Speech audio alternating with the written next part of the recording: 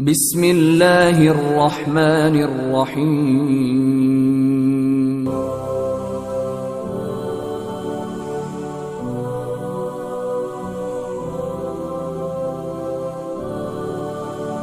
وہ ایک مصعب بن عمیر ہی تو تھے، 17 سالہ نوجوان۔ مجھے کوئی ایسا دوسرا نوجوان لا کے دو 17 سال کی عمر کا جس نے اپنی زندگی کی اتنی صحیح قیمت لگائی ہو جو مصعب بن عمیر نے لگائی۔ سارے کے سارے انصار، سارا کا سارا قبیلہ اوس، سارا کا سارا قبیلہ خزرج، یہ 2 قبیلے تھے انصار کے مدینے میں، اس 17 سال کے نوجوان کے ہاتھ پر مسلمان ہوئے۔ میرے عزیز دوستو، پھر احد کی جنگ میں اللہ رب العزت نے ان کو شہادت کا مرتبہ دیا۔ جتنی بڑی جنت مل ملا کے ان انصار کو ملے گی، اتنی ایک بڑی جنت اللہ کی طرف سے مصعب بن عمیر کو ملے گی۔ اب آپ بتاؤ کتنا بڑا، کتنا اللہ کی طرف سے اپنی زندگی کا بہترین سودا لگا کر چلے گئے۔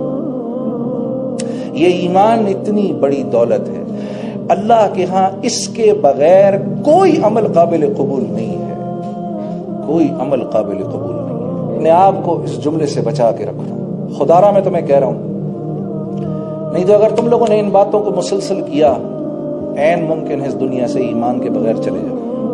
اکثر یہ سننے کو ملتا ہے، ہم سے تو وہ اچھے، ہائے ہائے ہائے، ہم سے وہ اچھے۔ یہ آپ محمد صلی اللہ علیہ وسلم کے منہ پر کہہ سکتے ہیں؟ کچھ شرم نہیں آئی یہ بات سن کے ہی؟ آپ کا اندر کا پورا وجود نہیں ہلا اس جملے کو سن کے؟ ہم سے تو وہ غیر اچھے، کیسے اچھے؟ آپ کے تو دل میں کلمہ ہے، وہ تو منہ پہ انکار کر رہے ہیں اللہ اور اس کے رسول کا۔ یہ بات آپ کل کیسے کہیں گے محمد صلی اللہ علیہ وسلم کو؟ نہیں میرے دوستو، ایک مسلمان کی آپ صلی اللہ علیہ وسلم کعبے کو دیکھ کر فرما رہے ہیں، اے کعبہ تیری حرمت کو سلام، تیری عظمت کو سلام، لیکن ایک مسلمان کی عزت اللہ کے ہاں تجھ سے بڑھ کر ہے۔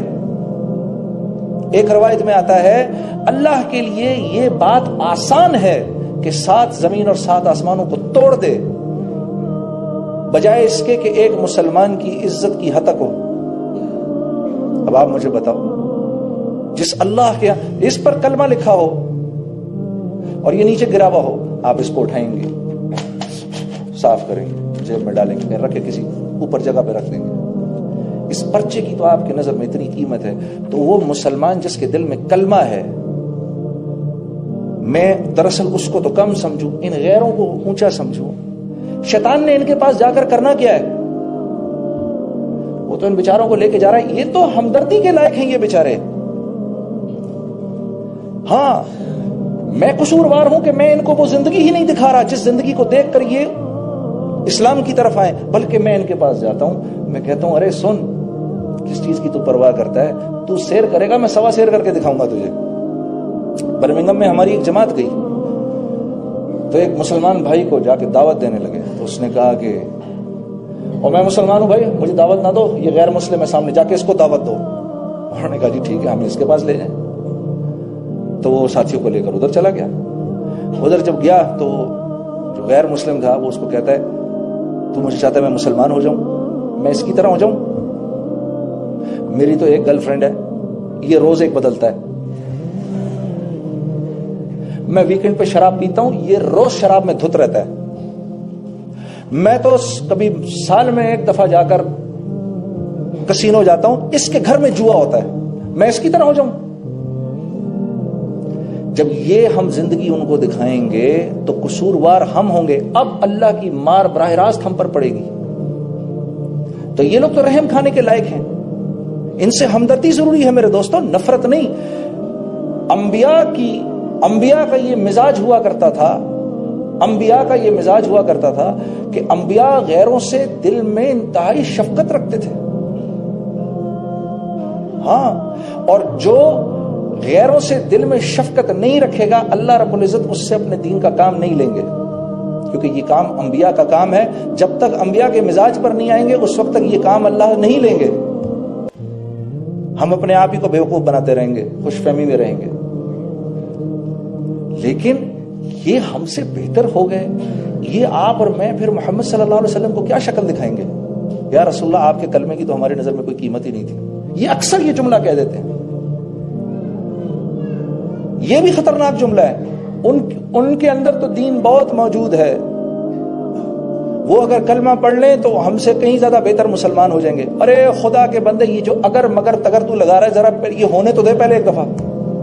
اگر یوں ہو جائے، اگرچہ، حالانکہ، چونکہ، چنانچہ، یہ سب تو بیکار کی باتیں ہیں۔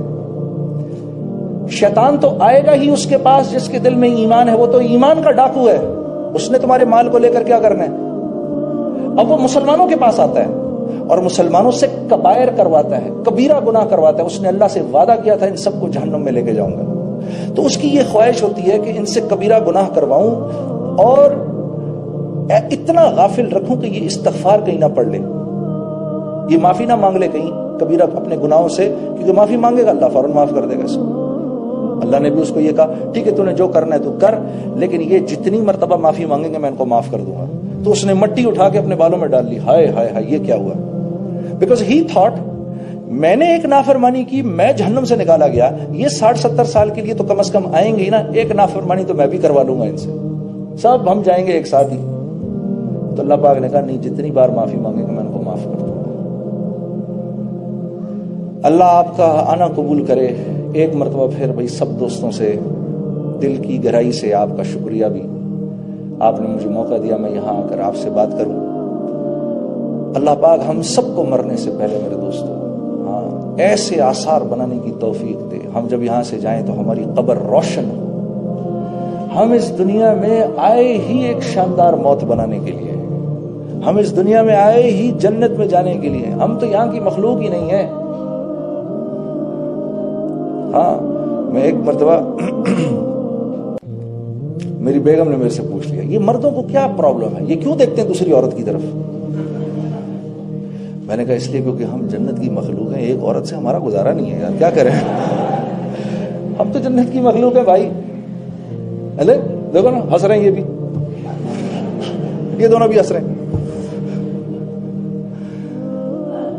ارے ہم جنت کی مخلوق ہیں بھائی، ہم اس دنیا کی ہیں ہی نہیں، یہاں تو وقت گزارنا ہے خاموشی سے حکم مان کے، جیسے بڑے کہہ رہے ہیں چلتے چلتے چلتے چلتے چلتے چلتے یہاں تک کہ موت آئے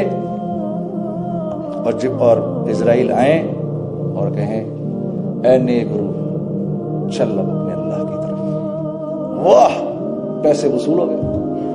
ہاں یہ ہے، یہ شوق ہوا کرتا تھا صحابہ کو، اسی لیے تو دنیا پیروں میں پڑی رہتی تھی۔ جب دنیا کے پیچھے بھاگو گے یہ ہاتھ نہیں لگے گی، یہ ہاتھ نہیں لگے گی۔ اے دنیا جو تیرے پیچھے بھاگے اس کو دوڑا دوڑا دوڑا، جو تجھے چھوڑ کے بھاگے اس کے پیر کی جوتی بن جا، یہ اللہ کا حکم ہے دنیا کو۔ ہاں میرے دوست، ایمان اس لیے ضروری ہے، ورنہ ایمان کے بغیر یہ دل کی آنکھ نہیں کھلتی۔ اور ہم نے کہاں سے دیکھنا ہے؟ یہاں سے دیکھنا ہے، یہاں سے دیکھنا ہے، کہاں سے دیکھنا ہے؟ دل سے دیکھنا ہے۔ یہ آنکھ تو جھوٹ دکھاتی ہے، یہ تو دکھا رہی ہے وہ دیکھو زمین اور آسمان مل رہے ہیں، تو مل رہے ہیں کیا؟ نہیں، یہ جھوٹ دکھائے گی۔ یہ آنکھ بتائے گی، میں آخری 1-2 منٹ لوں گا، یہ آنکھ بتائے گی ادھر کرامن کاتبین بیٹھے ہوئے ہیں، یہ بتائے گی۔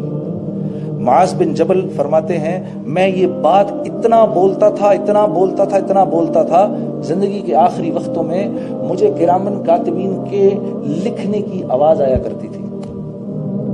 ہاں حضرت علی کرم اللہ وجہ فرما رہے ہیں میں نے جنت دوزخ اتنی بولی اتنی بولی اتنی سنی، اللہ کی قسم آج جنت اور دوزخ کو میرے سامنے لا کر کھڑا کر دو گے، نہ میرے ایمان میں اتنی سی کمی ہوگی نہ اتنا سا اضافہ ہوگا۔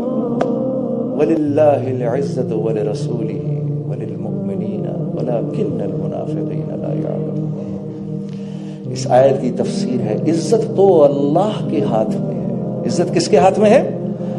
عزت تو اللہ کے ہاتھ میں ہے، یہ محمد صلی اللہ علیہ وسلم کے ذریعے مومنین تک آتی ہے، اور نافرمانوں کو اس کا کوئی حصہ نہیں ملتا، کوئی حصہ نہیں ملتا۔ مجھے بڑے لوگ کہتے ہیں آپ نے میوزک چھوڑ دی، آپ یار کیا زندگی تھی، بڑی قربانی دی آپ نے۔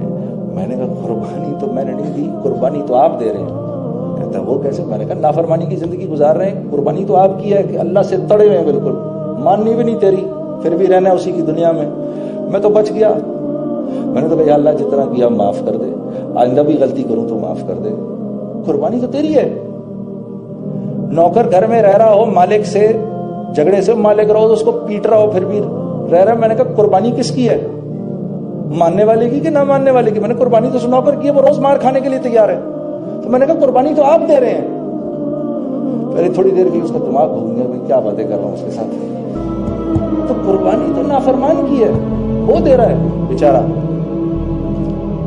اللہ حافظ. السلام.